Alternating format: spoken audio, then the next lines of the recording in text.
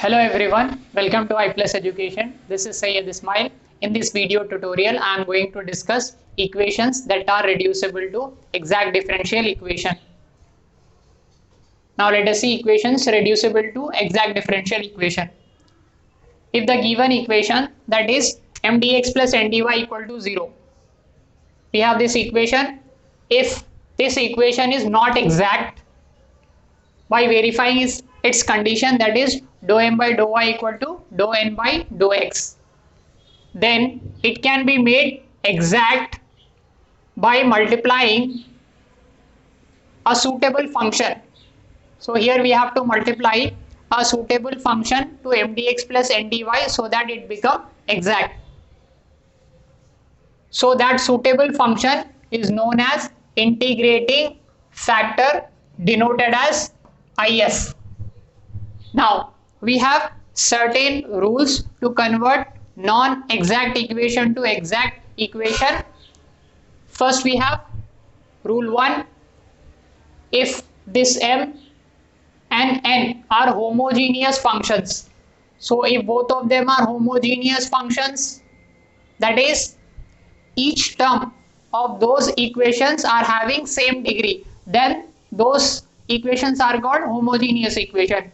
If this m and n are homogeneous functions of same order and mx plus ny not equal to 0, then the integrating factor will be 1 upon mx plus ny.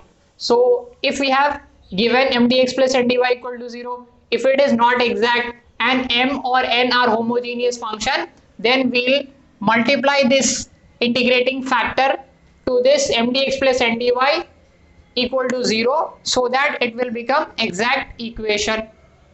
This is rule 1.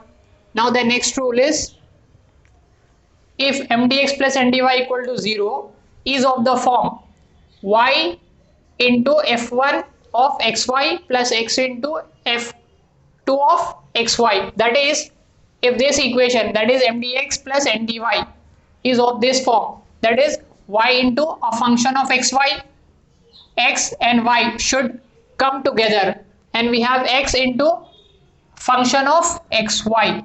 So if mdx plus ndy is of this form, then we have integrating factor if is 1 by mx minus ny.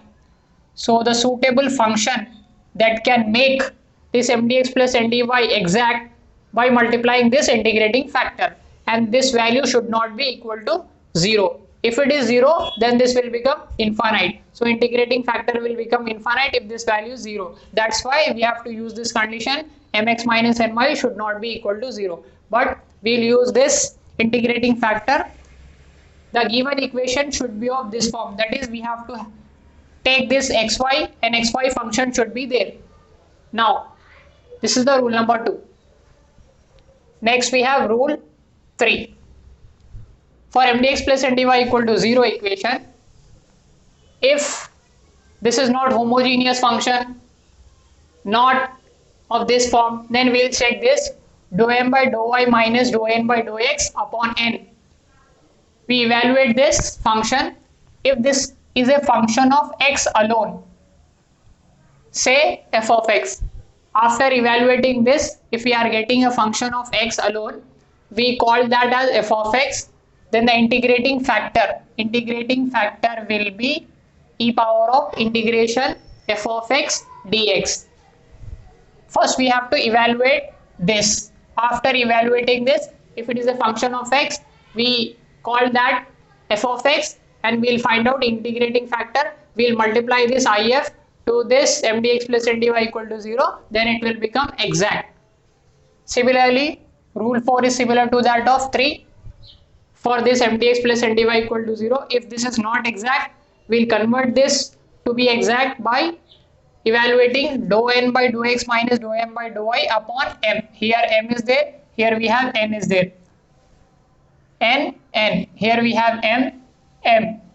If this is a function of y only, so after evaluating this term, if we are getting a function of y only, we are calling that function as f of y. Then integrating factor will be if equal to e power of integration f of y dy. This is the integrating factor. Now the last rule is rule 5. If the equation m dx plus n dy equal to 0 is of this form, x power of a y power of b into m dx, m y dx. Here we have y dx, x dy.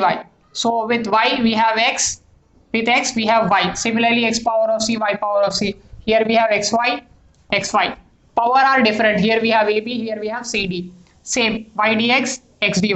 Similar to this, y dx and x dy equal to 0. So in such cases the integrating factor will be x power of h, y power of k, where h comma k are chosen or obtained, we can say obtained after multiplication. That is, we will multiply x power of h, y power of k to this equation. After multiplying this, it will become exact equation. After multiplying, it will become exact equation, that is dou m by dou y is equals to dou n by dou x. We'll substitute this in this form.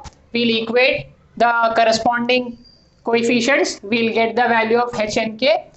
Thereby, it will become exact equation. So we'll solve this kind of questions in the next class.